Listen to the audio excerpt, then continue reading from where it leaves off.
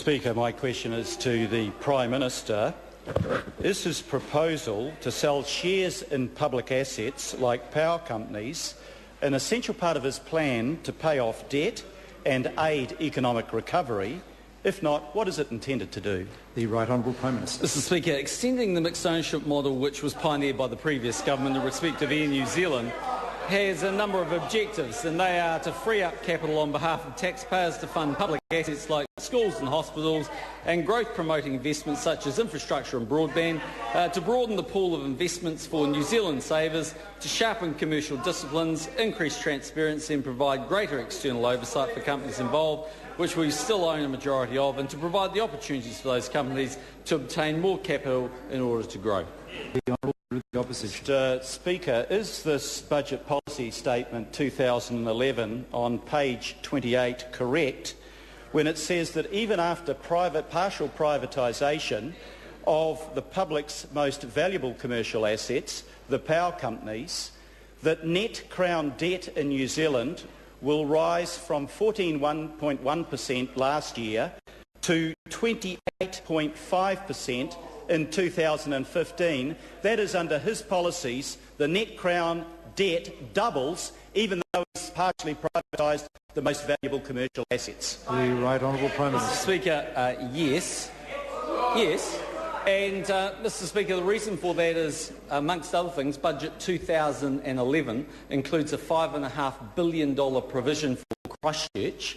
So that's to bail out the people of Christchurch. And, Mr Speaker, what we do know is if Labor were the government, debt would be a lot higher than that. That is unless they introduce their land tax or their capital gains tax or their financial markets tax, all of which will crush everyday New Zealanders, and I look forward to campaigning against those things. Order. Order. Order.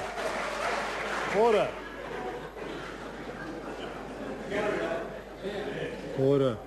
The Honourable Leader of the Opposition. Speaker, if only he had a plan of his own. Mr Speaker, supplementary question. Mr Speaker. Order. Now, order. The House will come to order. I blame myself. I missed that totally. I order. We won't have any more interjections. The Honourable Leader of the Opposition will ask his supplementary question.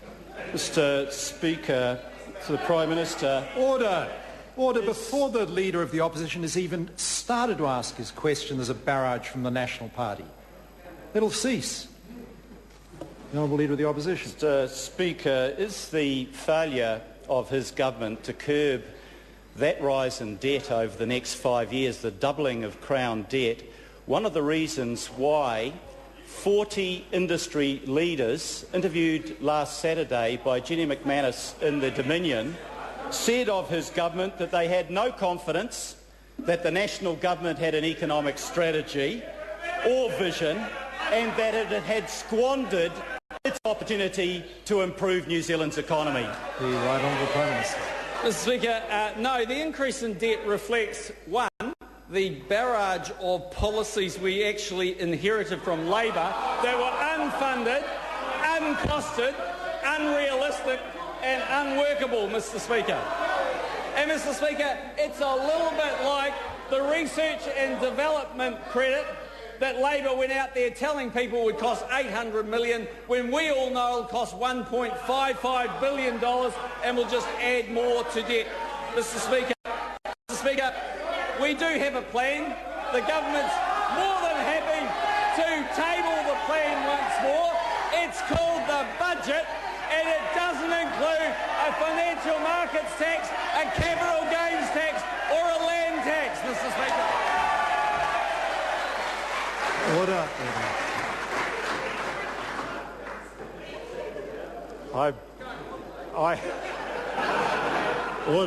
Order.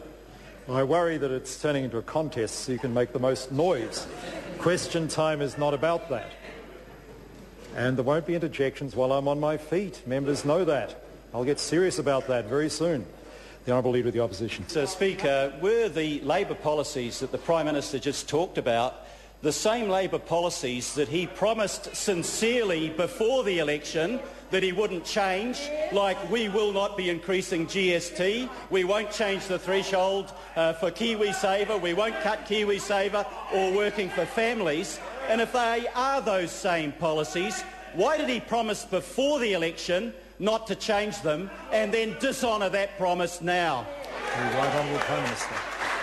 Mr. Speaker, because it may be lost on the Leader of the Opposition. We're having an election on November 26th. It's not lost on the government. The government will be campaigning on any changes that included in Budget 2011, and we look forward to having that debate with the public because, Mr. Speaker, I would much rather go to the country with our policies than a land tax that will see house prices falling, a capital gains tax that will see New Zealanders fleeing for other countries, a financial markets tax, which is just a tax on spending, which last time I looked was a tax very similar to GST. The Honourable Jim Anderton. Speaker, Mr. Speaker, to the Prime Minister. Order. Now look, members, there's no way... I'll have some courtesy now. I cannot hear the Honourable Jim Anderton. I must be able to hear his question. The Honourable Jim Anderton. Mr. Speaker, to the Prime Minister, if selling $19.1 billion of state assets between 1988 and 1999 didn't fix the list of unmet needs in the New Zealand economy, which he read out to the House today, why would selling what's left be likely to fix them? The Right Honourable Prime Minister. Mr. Speaker, the member actually raises a good point. What is the purpose behind this policy? And the answer is to give New Zealanders assets that they can invest in, as opposed to the 64 failed finance companies which emerged under the watch of a Labor government when they were in office, and that member was a minister of. Supplementary question, the Honourable Jim Anderton. Speaker, what is the principle that the Prime Minister is enunciating to the House and to the country today about selling assets back to the same people that own them now?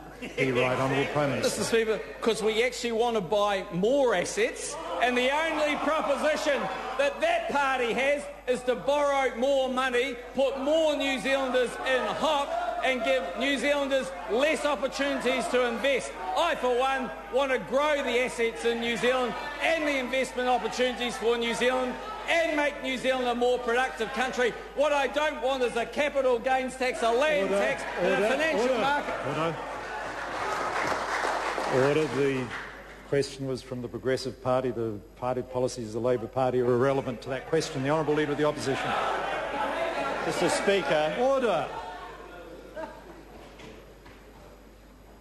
Mr. Speaker, was Mr. Ryle, speaking to the Finance and Expenditure Committee the week before last, correct when he asserted that the government had no way of preventing the on-selling of individual shares to foreign corporates, that is, the shares that he's intending to privatise? The Right Honourable Prime Minister. Mr. Speaker, I suspect the Leader of the Opposition is taking the Minister out of context.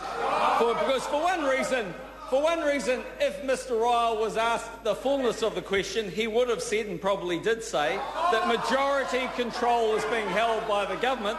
He may well have read out the Treasury advice, which says, Mr. Speaker, widespread and substantial New Zealand ownership is achievable. He probably would have also noted that New Zealand mums and dads will be at the front of the queue, as will the 1.7 million KiwiSaver accounts, as will the Crown financial institutions, Mr. Speaker. That is why New Zealanders will own those assets. The Honourable Leader of the Opposition. Was that, to the Prime Minister, was that Treasury advice the same Treasury advice that I've got in my hand on page 30 of a document that, if I can find the title page, Crown Ownership of Commercial Entities, is it the same document that says that partial privatisation will lead to possible cornerstone stakes by energy multinationals in the SOEs? That is, it won't be the mums and dads, it'll be the big foreign multinationals that own a cornerstone share. The Right Honourable Prime Minister. Mr. Speaker, the government's made it quite clear. Kiwi mums and dads are at the front of the queue, not trade sales. not trade sales. But if we wanted to do some trade sales, what we'd do is we'd go to the Leader of the Opposition and ask him for advice, because he flogged them off from one end of the globe to the other when he was a minister in the previous Labor government. Order. John Boscawen. Order. Thank you, Mr Speaker. I've called John Boscawen. The Honourable John Supplementary to the Prime Minister. What does he think will do more to help pay off debt and aid the economic recovery? The partial sale of power companies or scrapping the emissions trading scheme? Another one of the barrage of policies he inherited from the Labor Party. The Right Honourable Prime Minister. Well, Mr Speaker, it's quite obvious, and that would be the partial sale of assets, because if one looks at the partial sale of assets, that will generate somewhere in the order of $5 to $7 billion, if not more. The emissions trading scheme is a net scheme of about $300 million per year. The Honourable Leader of the Opposition. Question, Mr Speaker. Does the Prime Minister accept that assets like the power companies belong to New Zealanders and they're not his government's to sell? And if so, why is he privatising shares in those assets when 2 to 1 New Zealanders say they're against it? Is that sheer arrogance? The Right Honourable Prime Minister. Mr Speaker, we're having an election on November the 26th. That will be the opportunity for New Zealanders to vote on the policies. Arrogance would be to go into a position where one passes the law and actually carries that out without reference to the New Zealand public. We are having reference to the New Zealand public, and they can take a choice. They can vote for a capital gains tax, a land tax or a financial transactions tax, or they can vote to buy a few shares in companies that I know that they want to buy a few shares in. Question number 3. Amy Adams.